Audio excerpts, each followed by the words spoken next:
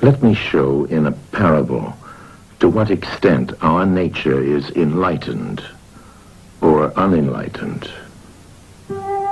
Envision human figures living in an underground cave with a long entrance across the whole width of the cave.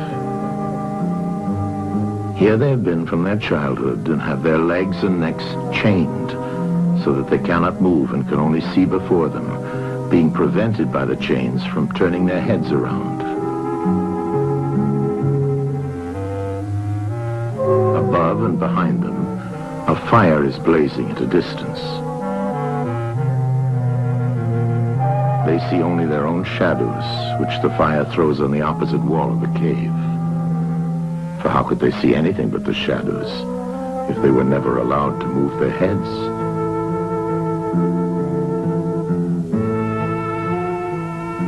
Between the fire and the prisoners, there is a raised way and a low wall built along the way like the screen which puppet players have in front of them, over which they show the puppets.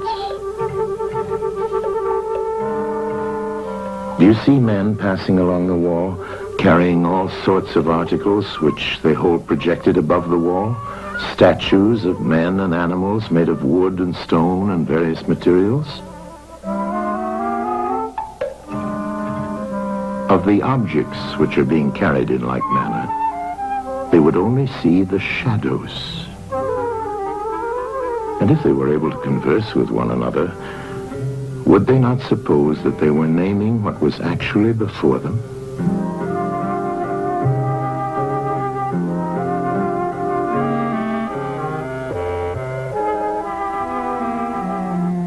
And suppose further that there was an echo which came from the wall.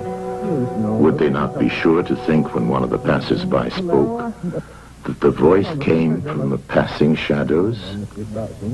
To them, the truth would be literally nothing but the shadows of the images.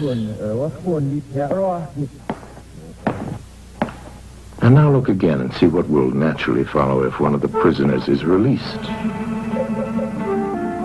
At first, when he is liberated and compelled suddenly to stand up and turn his head round and look towards the light, all this would hurt him, and he would be much too dazzled to see distinctly those things whose shadows he had seen before. And then conceive someone saying to him that what he saw before was an illusion, but that now, when he's approaching nearer to reality and his eyes turn toward more real existence, he has a clearer vision. What will be his reply? And you may further imagine that his instructor is pointing to the objects as they pass and requiring him to name them. Will he not be perplexed? Will he not think that the shadows which he formerly saw are truer than the objects which are now shown to him? And suppose once more that he is reluctantly dragged up a steep and rugged ascent and held fast until he is forced into the presence of the sun himself. When he approaches the light, his eyes will be dazzled, and he will not be able to see anything at all of what are now called realities. He will require to grow accustomed to the sight of the upper world.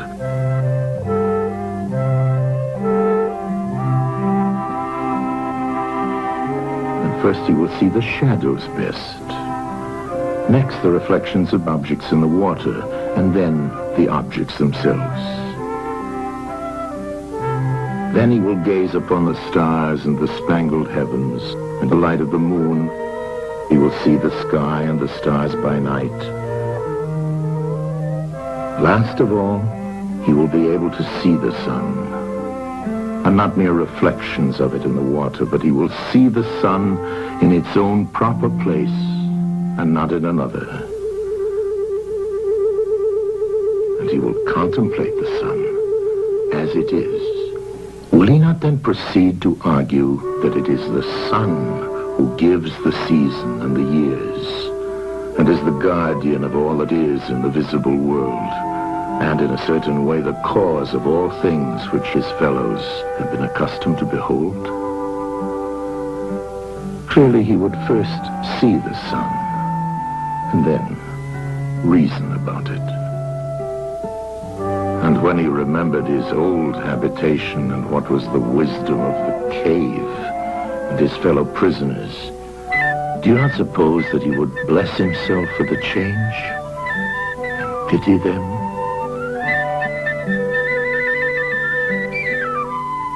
And if they were in the habit of conferring honors among themselves on those who were the quickest to observe the passing shadows, and to remark which of them went before and which followed after, and which were together and who were therefore best able to draw conclusions as to the future,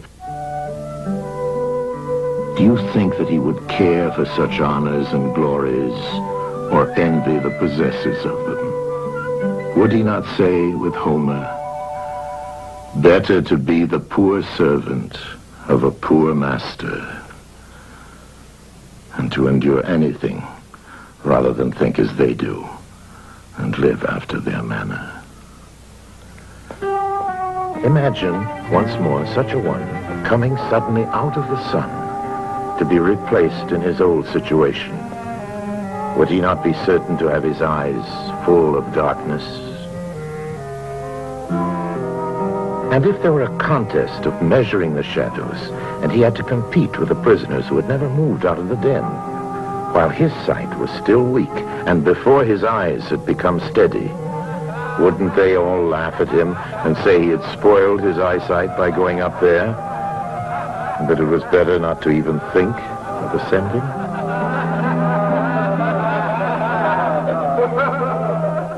And if anyone tried to release another and lead him up to the light, let them only catch the offender, and they would put him to death.